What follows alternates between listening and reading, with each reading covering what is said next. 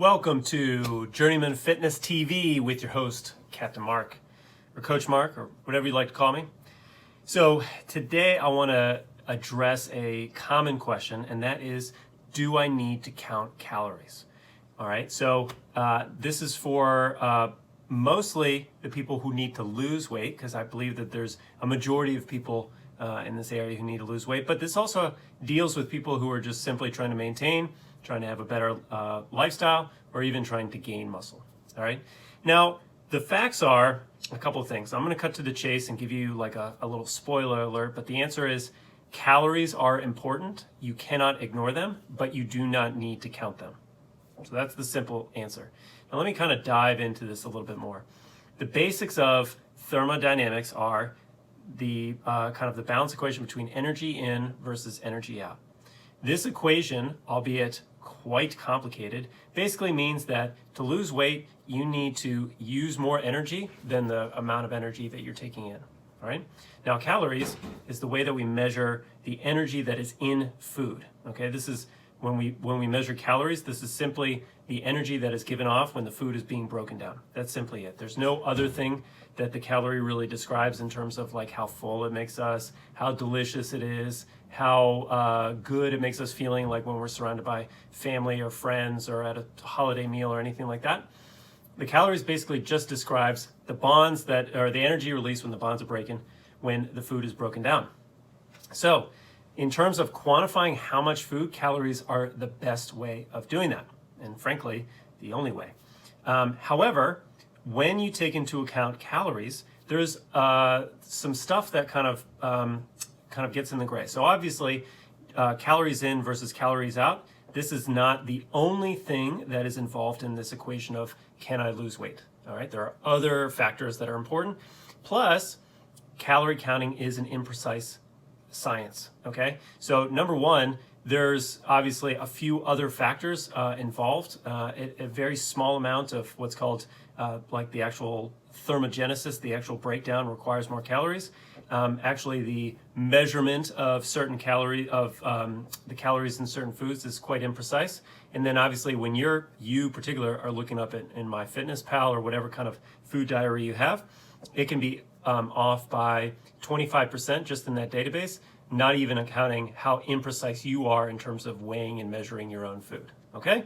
So in terms of counting calories, it's a really imprecise science. And so you can't take it at face value of like, all right, the package told me that there are 200 calories in this food that I'm eating, this protein bar, this bag of chips, whatever. There is like a little fudge factor. And so when you're first starting out, it's really, really hard. All right. Some other notes that I had. Obviously, when you have calories, and I kind of went into this on food, this is an external system. This is an external way of looking at food. And it is not basically like the other internal stuff that deals with you, how hungry you are, again, how good the food makes you feel, is not associated with those calories. So what you're doing is you're kind of putting these feelings of like how hungry, how satiated I am, how good I'm feeling in the hands of the calorie counting gods. And so a lot of the times, if you're trying to both lose weight and also figure out how to feel full, you are really kind of leaving it up to chance. All right. So because a lot of the times when you're choosing foods, they are not satiating. They don't make you feel good. Basically, you're kind of just trusting in this one process that isn't going to solve all of your problems. And then lastly, obviously, counting calories, like dieting, takes time and it takes consistency. You are not, Amazon Prime. It's going to take you longer than 2 days to lose weight. It's going to take you weeks and months and, for some of you, even years of on and off dieting. So when you're counting calories, you also have to realize that you may not do it every day, but if you're trying to count calories, you're going to have to do it pretty, frequently. You're going to have to kind of check and recheck. So if this is a new skill, it's going to take time and it's going to be frustrating and you're going to suck at it for a while until all of a sudden you don't suck at it. So when we think about counting calories, obviously it is really important, but it is imprecise and that's as best as we can do. So you can either kind of just buckle down and say, listen, I want a system of figuring out how much food I'm putting into my body, and then just be prepared to suck at it and learn and grow and all that. Or what you can say is, I am going to be aware that eating less calories causes weight loss, or obviously eating more causes weight gain. And then what I'm going to do is I am going to create that calorie deficiency in a way that I don't have to count calories. And obviously a lot of diets will do that for you. So for instance, ketogenic diets cause you to just remove an entire macronutrient out of your diet, aka carbohydrates. You've got vegetarianism, which causes you to eat less calories because you get in more fiber, the foods are very filling, and they're not very calorie dense, aka I'm not worried about anybody going home and binging on broccoli. It's just simply not happening. You can have cups and cups of broccoli and really not overdo it in terms of calories compared to something like going home and crushing a whole pizza pie. That's a lot of calories. And then obviously if you do something like fasting, what you're doing is you're removing a lot of calories because you're restricting the window of eating. Those are all ways that you can restrict calories without actually counting calories. And then lastly, if you just want a generic way of doing it, if you want to weigh and measure your calories without having to weigh and measure, you can also use a hand method. And the hand method is basically you need to get in protein, vegetables, carbohydrates, and healthy fats into each of your meals. And so typically when you use your hand, you can proportionally give yourself enough calories. So typically what they recommend is basically the size and thickness of your palm, all right, is the amount of protein that you're going to need. If you ball up a fist, then that is going to be the size of vegetables that you need.